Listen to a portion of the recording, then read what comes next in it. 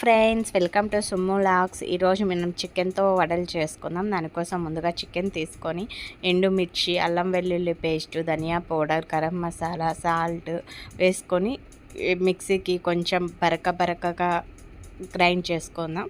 అలా గ్రైండ్ చేసుకున్న దాన్ని బాగా మిక్స్ చేసుకొని ఓ ప్లేట్లోకి తీసుకొని బాగా మిక్స్ చేసుకొని కొంచెం గ్యాస్ మీద ప్యాన్ పెట్టి దాంట్లో ఆయిల్ వేసుకొని ఆయిల్ బాగా హీట్ అయ్యాక కొంచెం వడల షేప్లో చేసుకుందామండి.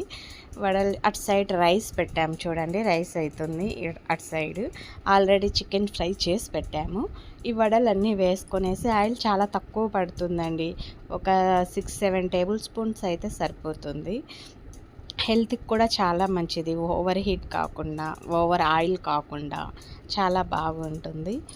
సో ట్రై చేయండి ఫ్రెండ్స్. ఇంకా అలా మొత్తం వేసుకున్నాక ఆయిల్లో టర్న్ చేసుకుంటూ గోల్డెన్ బ్రౌన్ కలర్ వచ్చేలాగా ఫ్రై చేసుకోవాలి. మా అబ్బాయి చూడండి ఎలాంటి పనులు చేస్తున్నాడు. మా అబ్బాయి షూట్ చేస్తున్నాడు, వీడియో షూట్ చేయరా అంటే ఆఫ్ తీసి పెట్టాడు చూడండి. ఇంకా అటు సైడ్ రైస్ ఉడుకుతూ ఉంది, చికెన్ కూడా బాగా టర్న్ అయిపోయింది. అటు సైడ్ ప్యాన్లో చికెన్ ఫ్రై రెడీ అయ్యింది. ఇవి బాగా సిమ్లో చేసుకుందామండి, ఫ్రై చేసుకుంటూ.